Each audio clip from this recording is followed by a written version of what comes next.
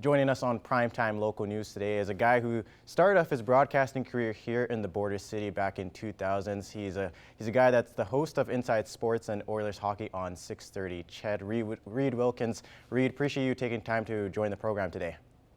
Hey, thanks for having me. Always good to talk to the old station. Anytime, anytime. Well, we're going to talk a little bit about the NHL Free Agency. It's been exactly 1 week since free agency kind of kicked off.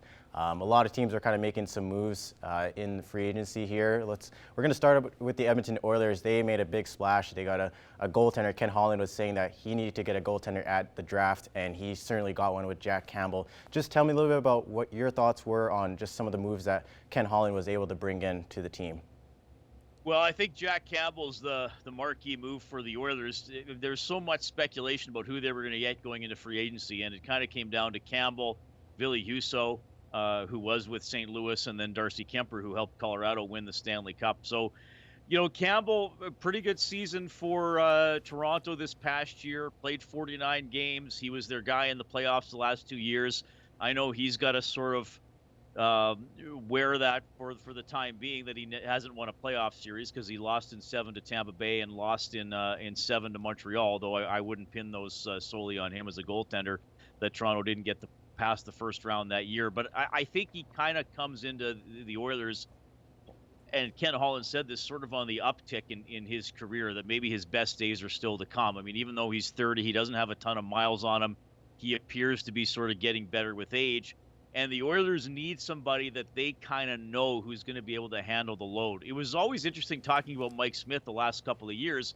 If you look at his stats, he was pretty good. But I understand that the reservations some Oilers fans had about Smith was, you know, when he had a poor game, it tended to be quite poor.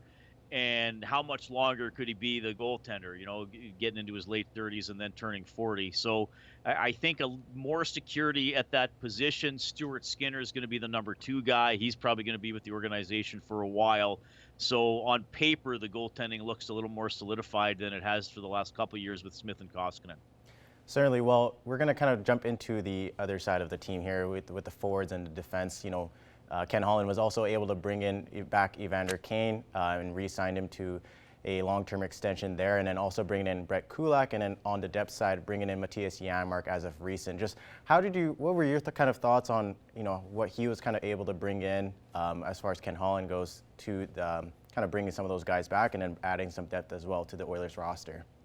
Well, it's interesting for free agency because I think the Oilers, they got Campbell. And then the other splash was a player they didn't lose because there was so much. And with Kane and Kulak, too, I mean, the story is that they didn't lose those players. I mean, a lot of times with free agency, it's like, who did you add? Ultimately, the Oilers didn't lose 2 pretty key parts of the team. Obviously, with Kane, there was a lot of speculation that he was going to leave simply because the Oilers weren't able to pay him. And I was fairly surprised. I thought wherever Kane went, that the first number of his average annual value was going to be at least a 6, and maybe he'd be able to find a team that would give him 7 or even 8. So the fact that the Oilers get him for just over $5 million, and that he should be, I mean, conservatively, I think you put him down for 30 goals, and he was on pace for 40 last year if he plays the whole season. So that's significant. I mean, so much of the discussion around the Oilers in recent years has been, they got McDavid, they got Draisaitl, they got Nugent Hopkins as a support player, and who's contributing after that? Well, now you have the 5 guys up there. You have the 3 players I mentioned, you have Kane, and also you have Zach Hyman. Kulak, I think, is a value signing. He came over from the Canadiens in that trade. He doesn't really have any major weaknesses in his game. He kind of does everything well. Solid player. He's almost a left shot version of Cody Ceci, who they signed last year. So those are very, very important players to keep on the team. And then obviously they're kind of trying to round out the depth. Matthias Janmark was signed, connection with Ken Holland, who drafted him several years ago. So I think for Edmonton too, they've kind of gone from being a 1-line team. They had a pretty solid 2 lines last year. Now I think they're trying to come at you with hopefully at least a 3-line attack, which we saw, I think, was big for Colorado in beating Edmonton in the West Final. They just had a little more speed and tempo throughout their forwards. Well, it's no secret that the Oilers have obviously made themselves kind of better coming into this upcoming season here. I want to switch over to another team in Alberta just down south of Highway 2, the Calgary Flames. they still have a bunch of moves to kind of get going here. Obviously, the biggest recent news with the Flames there is Johnny Gaudreau sending kind of shockwaves to a lot of hockey fans that he signed with the Columbus Blue Jackets, and then also Matthew Tkachuk filing for arbitration with the team. Just where do you think the Flames kind of go from here on out, and what they can do kind of going into next season here?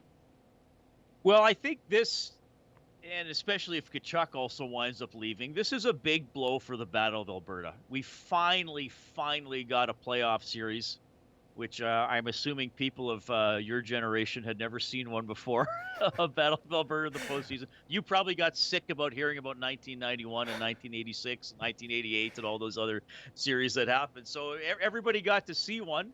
Edmonton took it in 5. So I think there was a little bit of hope here that, with the Oilers having their marquee players, and the Flames apparently looking pretty solid as well, that maybe we're going to go through an era where we could see, 3 BOAs in the span of 5 years, or 4 and 6 or something like that. And I think this kind of puts a bit of a blow on that, because if the Flames don't have Gaudreau and Tkachuk, then you wonder, are they good enough to make the postseason, depending on how they're replaced. And they still have Markstrom and some other good players, but those would be a pretty couple. Those would be some marquee guys to lose. So I think it just kind of puts the future of the Battle of Alberta in question in terms of at least having playoff BOAs. Yeah, no question. It does put a huge blow to the Flames fans, obviously, possibly losing 2 superstar players on their roster. I got about 30 seconds left here, Reid. Just give me a grade of what you think Edmonton did in free agency, and Calgary as well. Well, I'd give the Oilers an A, just because they didn't lose a couple of key players, and and they added a goaltender. So I think a pretty good summer for Ken Holland. And then, I guess you'd give Calgary a D, because of who they lost, and that's kind of an irreplaceable player. Yeah, no question. It is obviously a big loss for the Flames. They're kind of losing the most coveted free agent of this season, Johnny Gaudreau. But again, Reid, that's all the time that we do have for this interview. I appreciate you kind of taking time out of your day to talk with me about some NHL free agency and the Oilers. Again, thanks so much for your time, Reid. Hey, thanks for having me.